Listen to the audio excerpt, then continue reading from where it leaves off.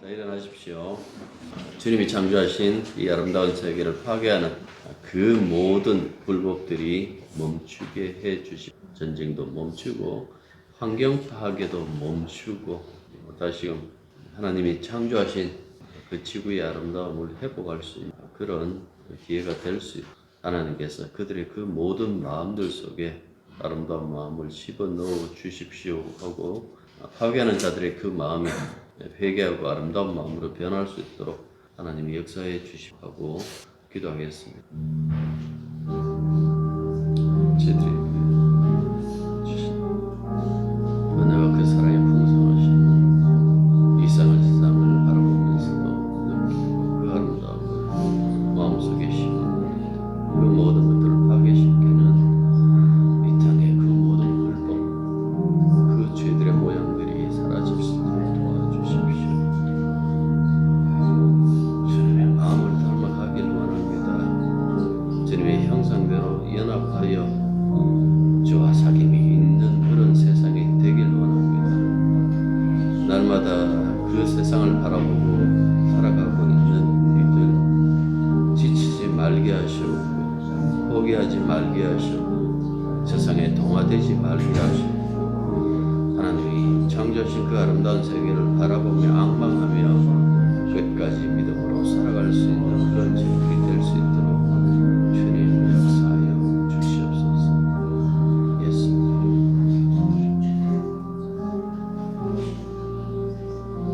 아멘.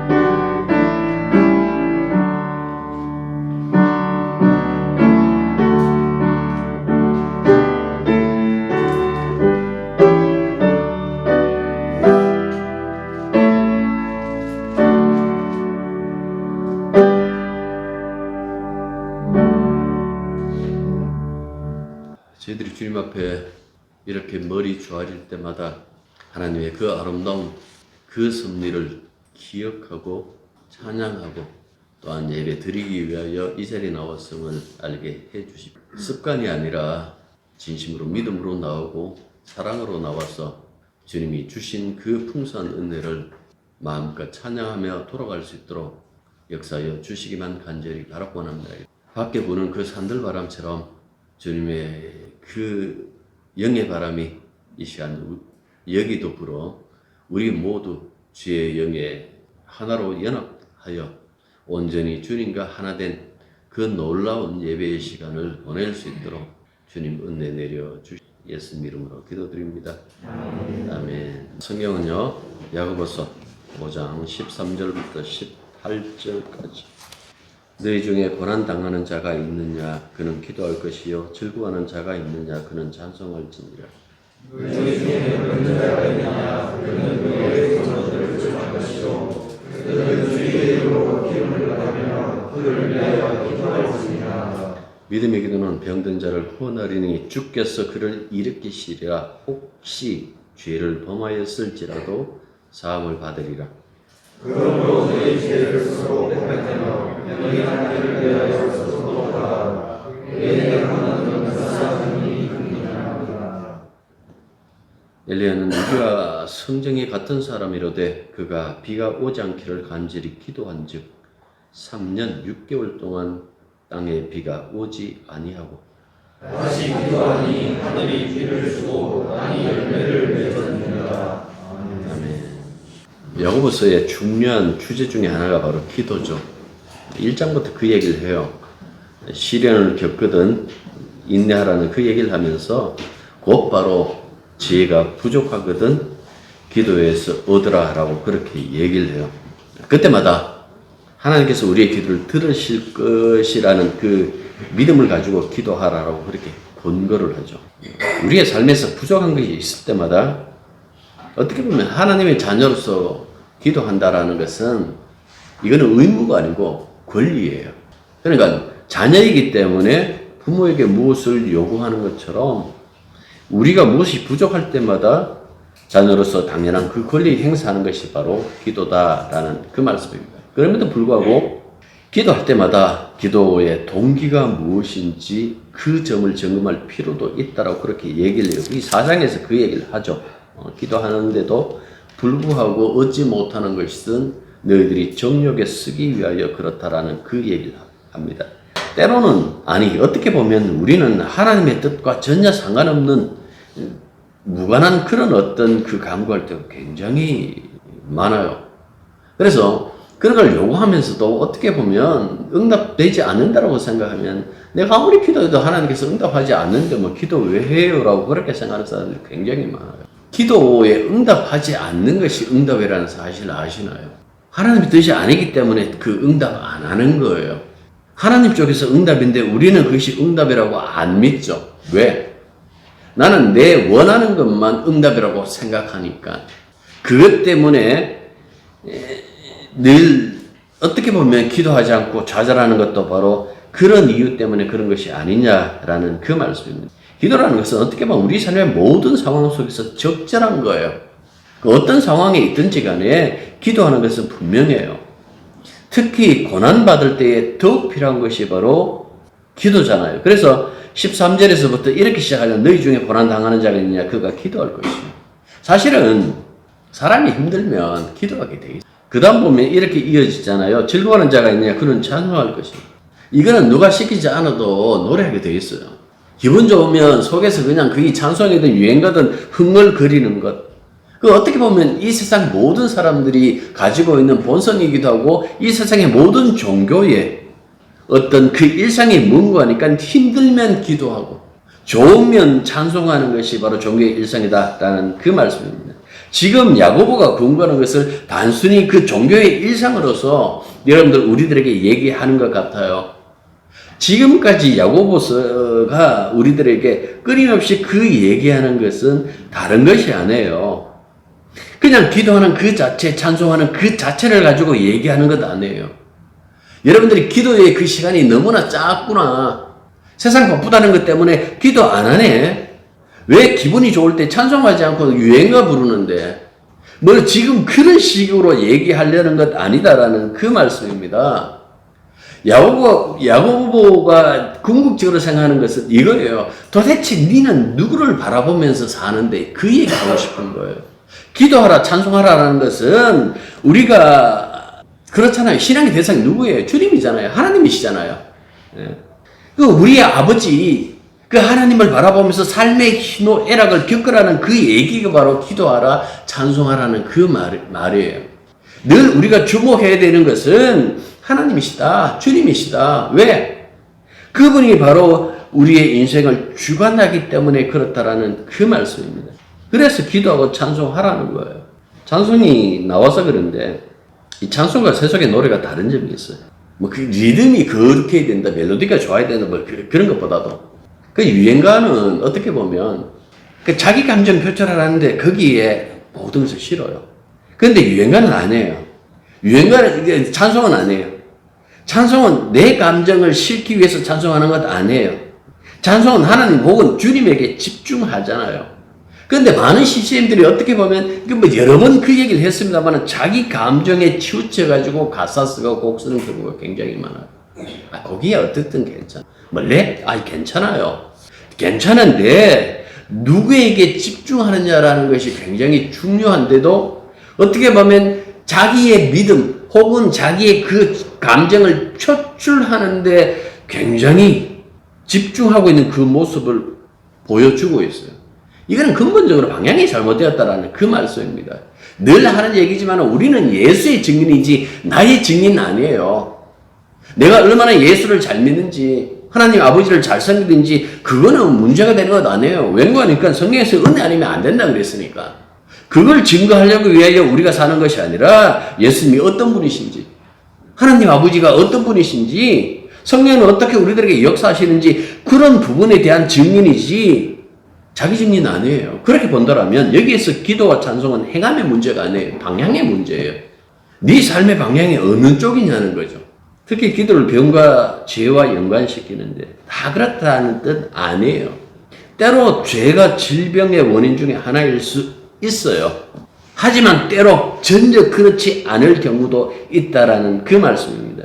혹 죄가 원인이었다면 죄에 대한 고백은 매우 중요하겠죠. 그 얘기하는 거예요. 죄로 말미암아 만약에 그런 어떤 일이 벌어졌더라면 죄를 자백함으로 말미암아 회복으로 이어질 수 있다. 사도행전 보면 그 얘기 나오거든요. 해로. 다 그렇다는 것 아니에요. 병든 몸이 한때 그랬잖아요. 교회에서 뭐 부흥이 한다 그러면 신유라는 걸 안 붙여놓으면 사람들 안 모여요.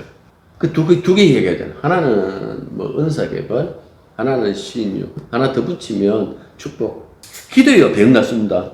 지금 우리들이 어떤 의학이 발달한 우리 시대에는 이야기 굉장히 힘들어요. 제 윗세대, 저는 경험 안 해봤습니다. 춘궁기 때 먹을 게 없으면 보릿고개라고 그렇게 얘기하기도 하잖아요. 옛날에 소나무 껍질을 벗겨 먹었다 라고 하면 요즘 애들이 풍족한 속에 사는 사람들이 뭐라고 얘기를 해요? 아니 그거 쌀 없으면 라면 끓여 먹으면 되지. 그러니까 이해가 안 되는 것처럼 어떻게 보면 기도에서 병 낫는다.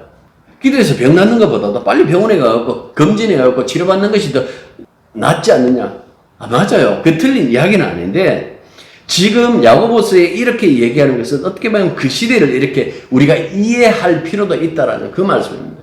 고대사회에서 여러분들 전쟁으로 죽는 사람들보다 전염병으로 혹은 굶어 죽는 사람들이 훨씬 많았어요.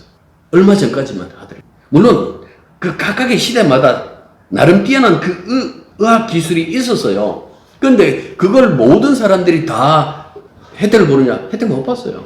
그 시대도 가진 자들만 혜택 볼 수밖에 없었어요. 여기 기름 바르라. 이게 민간요법이잖아요.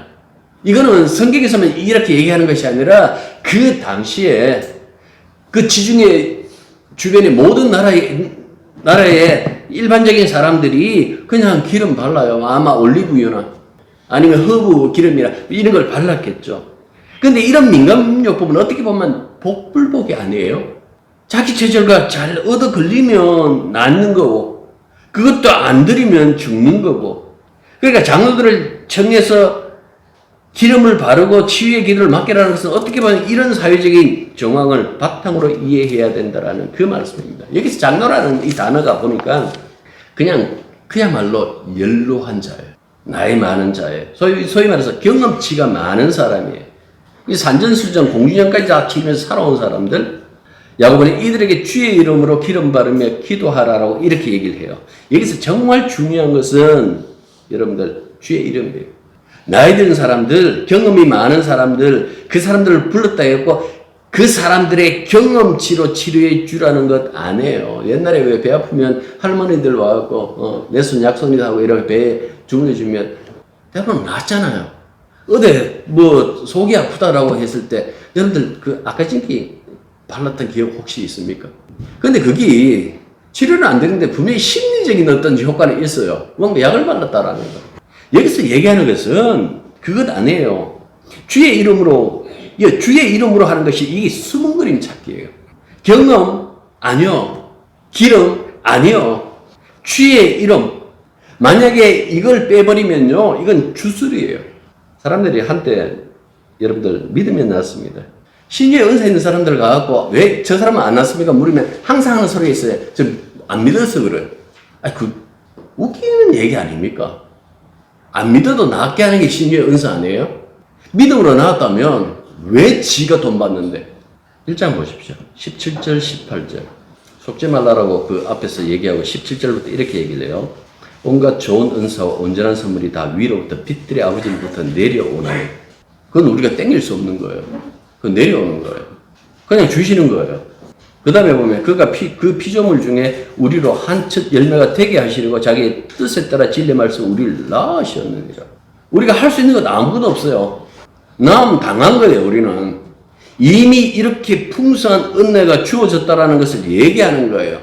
믿음이 있어야만 받는 것이 아니라 믿음까지도 선물이라 그랬잖아요. 자, 다 줄게. 풀세트로 내가 줄게 하고 주셨다라는 그 말씀입니다. 기름 바른다고 나을까요? 앞서도 말한 것처럼 세속사회에서도 일반적으로 행해지는 습관, 정말 중요한 것은 주의 이름으로 하는데 이 주의 이름으로라고 이렇게 얘기할 때에 이 주의 이름으로라고 하는 것은 주님의 뜻에 맡겨놓는 거예요. 근데 성경에 기름하니까 여러분들 기도마다 그 얘기를 하잖아요. 야, 이거 신령한 물이다. 이거 마시면 암병도 치료한다. 이거 물 한 병에 얼마다. 그 알고 보니까 뭡니까? 지하수 그냥 받아놓고. 그런 경우 굉장히 많아요. 이건 기도에서 만든 약이다. 그런데도 속아요. 그 사람들은 예수를 빙자해서 돈벌이 하는데 그들의 그 어떤 그 악한 술수에 사람들이 넘어가죠. 왜? 너무나 자기 처지가 지금 절박하니까. 그런 자들 등쳐먹는 인간들 정말 나빠요. 분명히 저주받을 거예요. 그냥 안 넘어가실 거예요. 주의 이름으로가 의미하는 것, 여러분들 엘리사와 나만 장군을 상기하시면 되는 거예요. 엘리사가 얼굴도 안 봤어요. 소리만 쳤어요. 니 그거 가다가 저 요단강에 7번 그냥 목욕하라고. 짜증나갖고 가다가 딴 일 시켜도 그보다 더 힘든 거 시켜도 했을 거 아닙니까? 그 뭐 어렵다고 7번 더 갖다 놓으면 되죠. 그 종이 그 얘기를 하니까 그걸 듣고 하는데 깨끗하게 놨잖아요. 근데 나와가지고 다시 돌아와서 그 나만이 내민 선물을 엘리사가 단호히 거절했어요. 왜? 추가하셨기 때문에. 정말 중요한 것은 이거예요. 추가하셨기 때문에. 하나님이 네 사건에 개입하셨다? 그러니까 내가 그 어떤 것도 받을 수 없다라는 것이 엘리사의 생각이었고, 그 게하시 엘리사의 종은 어떻게 생각했는가 하니까, 그래도 선생님이, 선지자님이 그래도 중개자니까, 중개 수수료는 받아야 되죠 하고 받았다라는 그 말씀입니다. 여러분들 그 결말이 어떻다라는 그 사실을 아시잖아요. 결론을 바르고 장로들이 믿음의 기도를 했다고 병이 나을까? 그렇지 않는 경우는 굉장히 많아서. 교회가 기도했다고 다 낫는가? 그렇지 않아요. 의학이 발달한 요즘에도 살려내지 못한 병들이 굉장히 많아요. 지난주 제가 주일 예배 마치고 그 후배한테 갔어요. 옛날에 강골이었거든요. 정말 이 단단한 책이 있는데 지금은 바짝 말라가지고 가슴이 이렇게 부어져 있어요. 이 암이 커진 거예요. 근데 그 얘기를 해요. 여기 보면 그 얘기를 하잖아요. 의인의 강구는 역사는 힘이 큽니다. 제가 그거 가면 당연히 기도했겠죠. 제가 의인이 아니어서 갖고 기도의 힘이 안 큰지는 모르겠어요. 근데 그 친구가 이런 말을 해요. 내가 너무 열심히 했는데 너무 교만하게 내 중심으로 했는 것 같아요. 제가 알거든요. 안 그랬어요. 사람이 몸이 아프면 이 생각 들고 저 생각 다 드는 거예요. 제가 늘 드리는 말씀이지만은 우리는 병남을 응답으로 생각하는 거예요. 병남 자체가 응답이라고 생각 안 하면 되는데 병 나아야 응답했다라고 생각하는 거예요. 그 병이 낫지 않으면 나한테 문제가 있는 것은 아닐까? 언제 성경에서 기도하는 것마다 다 병 낫게 해주겠다고 얘기했나요? 네가 정말 정결하고 네가 믿음에 순전하면 어떤 병도 걸리지 않는다고 얘기했나요? 그런 적 없어요.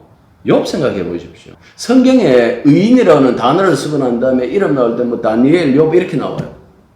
욥, 다니엘 이렇게 나온다고. 그 중에 몇 안 되는 한 분이 이 욥.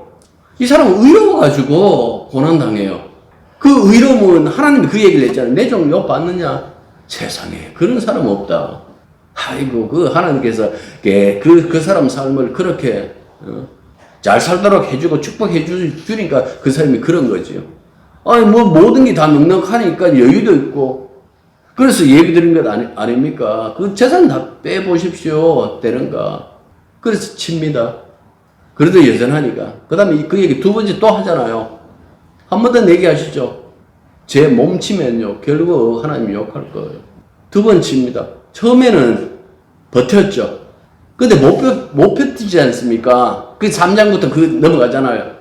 욥은 의로워서 알 수 없는 고난을 겪고 병에 찌들려 했다라는 그 말씀. 그러니까 판단을 함부로 할 수 없다라는 그 얘기죠. 의인은 기도가 역사하는 힘이 크다라고 얘기를 했지만 성경에서 정말 유일한 의인이라고 그렇게 얘기를 하면 예수님밖에 없잖아요. 근데 예수님 기도하실 때 그 얘기를 합니다. 내 뜻 말고 아버지 뜻. 예수님 뜻대로 안 됐어요. 그냥 아버지 뜻대로 되었어요. 욥의 경우도 마찬가지였어요. 하나님이 욥의 질문에 답 안 해줬어요. 도리어 질문하셨어요. 그게 응답이에요. 모르겠습니다.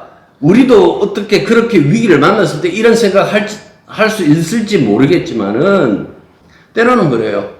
그냥 응답받아서 내가 원하는 결말을 맞았다고 과연 그것이 좋은가?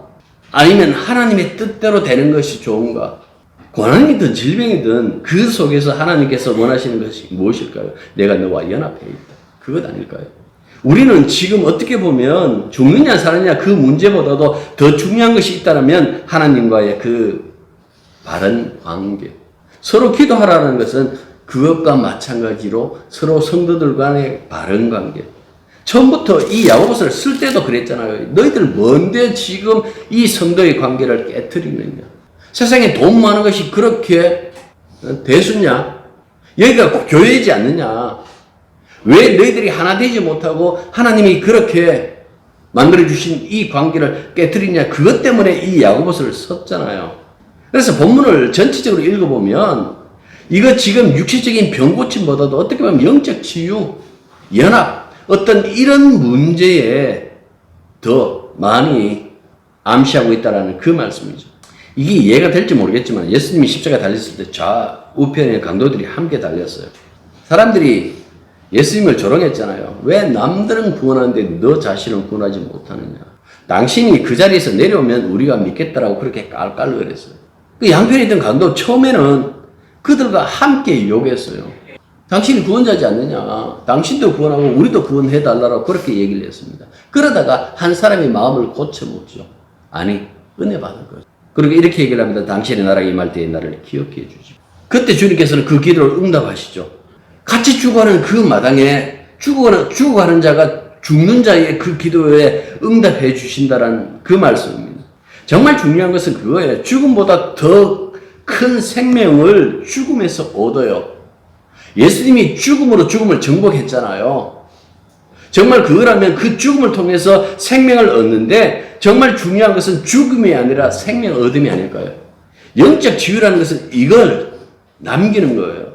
누구든지 죽어요. 살아서 이제 주님이 오시지 않는 한 우리도 죽는다고요. 조금 더 사는 것? 아니면 진짜 하나님과의 그 바른 관계, 주님과의 그 바른 관계, 그게 더 중요한 것인지 한번 생각해 보십시오. 누가복음 17장에 보면 나병 환자 그 이야기가 있잖아요. 그 10명의 나병 환자가 멀리 떨어져 있으면서 그 얘기를 해요. 우리를 불쌍히 여기달라고. 그래서 주님은 그들에게 이렇게 말씀하시죠. 가서 제사장들에게 너희 몸을 보이라 하셨더니 그들이 가다가 깨끗함을 받은지라 이렇게 되어 있어요. 보면 제사장은 나병 환자의 완치를 판정해주고 사회에 다시 복귀시켜줄 수 있는 권한을 가진 자예요. 그런데 그 제사장을 찾아가는 도중에 그들의 병이 다 나은 것을 눈치챈 한 사람이 먼저 있었는데 그 사람이 사마리아 사람이에요. 그 순간 하나님께 영광 돌리고 예수님께 돌아왔어요. 그 사람만. 그 사람을 보자 예수님이 이렇게 얘기를 합니다. 10명이 다 깨끗함을 받지 않았느냐? 나머지 그 9은 어디에 있느냐? 그리고 이렇게 다시 가시죠. 이 이방인 외에는 하나님께 영광 돌리러 오는 사람이 없느냐? 나머지 사람들 9은요. 아마 이 사람들은 기존의 제사장 찾아갔을 거예요. 그런데 예수님이 왜 이렇게 말씀하셨을까? 진짜 제사장이 누군지 그걸 말씀해 주는 거예요. 레위 지파가 아니라는 이야기예요. 멜기세덱처럼 율법과 상관없이 영원한 제사장이신 당신, 사실은 당신 앞에 와갖고 그 나은 몸을 보여야 되는데 이들은 여전히 율법에 속해져 있다라는 그 말씀입니다. 그런데 돌아온 이 한 사람, 사마리아 사람은 몸뿐만 아니라 물론 한 몸이죠. 전인격이지만은 영혼까지 구원받았다고 선언했다라는 그 말씀입니다. 그래서 병나음이 병나음보다도 주님의 구원의 대상이 되었다라는 것이 더 중요하지 않을까요? 이 사람들 병 나았어요. 다시 돌아오지 않았다고 다시 병을 발병시킬까? 그런 예수님 아니시거든요. 예. 분명히 병 나았을 거예요. 그리고 나머지 그 삶을 자기 나름대로 아름답게 살았겠죠. 근데 그것은 끝이에요. 하지만 나머지 한 사람, 비록 이방인이지만 그는 예수 그리스도를 통해서 하나님의 자녀가 되고 영원한 생명을 얻는 복까지 누렸다라는 그 말씀입니다. 그러니까 병 낫는 것보다도 진짜 예수와의 그 관계 속에 들어가서 영생을 얻는 것이 더 중요하다라는 그 말씀이죠. 성경에 보면 병나음을 욕으로 바꾼 사람이 있어요. 히스기야 왕. 여러분도 아시는 것처럼 믿음의 왕들 중에서 몇 사람도 없어. 이 북쪽 이스라엘은 처음부터 끝까지 다 나쁜 놈. 그 남자는 그나마 이제 중간중간에 신앙으로 살려고 했던 그 왕들이 좀 있는데 그 중에 한 사람이에요. 한참 그때 힘을 키운 아시리아 왕 사네립이 침략했을 때에 기도함으로써 기도로서 막았던 그 왕이죠. 그가 병들었습니다. 하나님 이사야 선지자를 보내요. 내 말 전해라. 그래서 이사야 선지자가 와갖고 하나님 이렇게 얘기를 합니다. 당신 죽을 거니까 당신 집안 사람들에게 미리 유언을 남기시라고. 그 얘기를 하고 돌아가요. 그러자 그때부터 이 히스기야가 벽을 보고 눈물로 기도를 해요. 어떻게 보면 이 눈물과 기도의 그 능력은 사내립 침공 때 맛보았던 것. 그래서 그때의 그 심정을 가지고 기도로 극복하리라고 생각했는지 모르겠지만 그렇게 기도해요. 그런데 그 기도에 희한하게 하나님께서 응답하셔요. 이사야가 신방을 마치고 집으로 도착하기도 전에 하나님이 다시 히스기야에 돌아가서 내 말을 전하라고 그렇게 얘기를 해요. 그래서 이사야가 다시 돌아가서 이 얘기를 합니다. 당신 안 죽는데 사흘 만에 성전에 올라가서 예배드릴 수가 있대. 그리고 15년을 더 산대. 그리고 무화과 반죽해가 상처에 붙였더니 병이 낫게 돼 있다라고 그렇게 얘기를 하고 있어요. 그래서 히스기야가 이렇게 얘기를 합니다. 그럼 증표 하나 주십시오.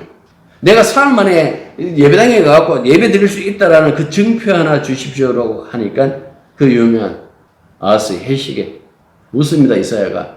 자, 이 해 그림자를 10도 앞으로 가게 할까? 아니면 뒤로 가게 할까? 라고 하니까 히스기야가 그렇게 얘기를 해요. 앞으로 가는 거는 뭐 쉽지 않습니까? 뒤로 해 주십시오. 성경에 보면 왜 이 이야기를 했을까? 시간까지도 주무릴 수 있는 하나님, 시간도 창조하신 하나님, 어떤 그 의미로 아마 이 사건을 얘기를 했어요. 근데 문제는 병이 낫고 난 다음에 한참 아시리아가 뜨고 이 바벨론이 어떻게 보면 이 서로 경쟁 관계에 있었는데 이 아시리아가 유다야와 깨졌잖아요. 그 군사가 18만 5천 하면 그 성경에 있거든요. 깨졌는데 그걸 보고 이제 바벨론에서 히스기야 왕이 병들었다는 그 소리를 듣고 난 다음에 사절단을 보냅니다. 그 왕의 편지, 예물을 들고 그들이 도착하죠. 무슨 마음인지 히스기야가 자기의 궁 안에 있는 모든 보물을 다 보여줘요. 그리고 조상 대대로, 왕 그 대대로 남겨둔 것, 사둔 것, 그것까지 다 보여주고 자랑을 했어요. 이 사실을 듣고 난 다음에 이사야가 그 얘기를 하죠. 끝났어, 이제 당신 때문에. 당신이 보여준 그 모든 것들이 다 바벨론으로 가게 될 것이요. 그리고 당신의 자손들은 그들 왕의 황관이 될 것이요. 근데 히스기야는 그렇게 생각해요. 아이고, 뭐 내 시대에 일어날 일도 아니고 내가 잘못하면 이해하겠다. 이해했다. 그러니까 아무튼 내 시대에 일어난 것도 아니고 아직은 내 시대가 태평하니까 다행스럽다고 그렇게 얘기해요. 많은 사람들이 히스기야처럼 기도하고 히스기야처럼 행동하지 않나요? 간증하면 그 얘기를 하잖아요. 나 큰 병 걸렸는데 기도해서 나았다. 그 자랑스럽게 그렇게 얘기를 해요. 근데 그 결말들이 다 안 좋아. 그들이 늘 하는 얘기 뭡니까? 정말 하나님께 간절하게 매달려야 된다. 눈물로 기도해봐라. 하나님께서 불쌍히 여기셔갖고 그 기도를 들어주신다. 여러분들, 기도는 열심과 눈물 이전에 내용이 먼저예요. 무엇을 위해 기도하는지 생각하면서 기도해야 되는 거예요. 기도가 응답되면 내가 세상을 더 사랑하고 사는 건지 아니면 진짜 주님에게 몰입하고 사는 것인지 그걸 한번 생각해 보셔야 되는 거예요. 기도에 응답받고 세상에 몰입하는 사람들 교회에 넘쳐요. 그런데도 왜 응답하실까? 두 번째 때문에 하나님이 안 믿는 사람의 기도는 안 된다고 생각하시죠? 그 일반론처럼 그러잖아요. 먹고 떨어지잖아요. 해도 주시고 달도 주시고 달도 비춰주시고 비도 주시고 또 하나는요 자녀일 때에 응답해 주시고 그다음 패입니다. 뭐가 중요한지 생각해 보라는 이야기예요. 믿음의 기도는 응답을 우선으로 하질 않아요. 방향 그랬잖아요. 하나님의 뜻이 우선이다라는 그 말씀입니다. 여기 지금 엘리야 얘기하잖아요. 이게 열왕기상 17장의 이야기예요. 그 다음에 18장에 갈멜산 이야기 나오죠. 그 다음에 도망가요. 차라리 날 죽여주십시오. 그렇게 얘기한다. 대단한 어떤 그 마음을 가지고 있는 것처럼 얘기할지라도 이 야고보서가 얘기하는 우리와 같은 성정의 사람인데 기도했더니 이런 결과가 일어났다라는 것은 엘리야처럼 이렇게 믿음으로 기도하면 듣는다라는 얘기가 아니라 하나님이 세상을 섭리하십니다. 그 선에서 여러분 이해하셔야 돼요. 세상 하나님이 섭리하십니다. 3년 만에 그 가뭄이 오든 그 다음에 비가 오든 그 모든 것들은 당신의 그 계획과 뜻에 따라서 하신 것이지 단순히 어떤 그 기도 이런 부분을 생각하시면서 내가 하고 있는 기도 자 기도 안 하는 사람들은 일단 기도부터 하시고요. 예? 그 다음에 돌아보십시오. 내가 믿음으로 기도하는 하나님의 뜻을 온전히 바라보고 사는가 아니면 나는 내게 집중만 하고 있는가. 믿음의 기도는 하나님의 뜻을 온전히 바라보는 것. 그걸 지금 야고보가 얘기하는 겁니다. 기도하겠습니다. 기도하고 찬송하는 것은 우리의 일상처럼 오늘도 기도했고 오늘도 찬송했습니다.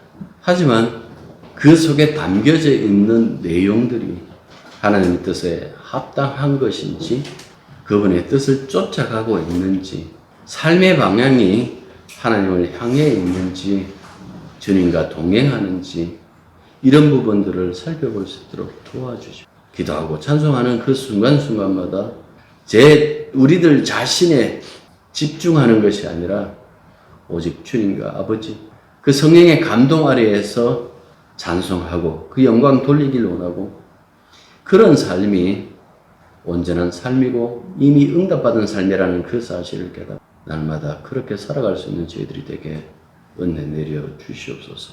예수님 이름으로 기도드립니다. 이제는 우리 주 예수 그리스도의 은혜와 하나님의 크신 사랑과 성령의 교통하심이 진실로 믿음의 기도를 통하여 늘 하나님의 뜻만 바라보기로 다짐하는 당신의 자녀들 위해 이제부터 항상 함께 있기를 축원합니다. 아멘.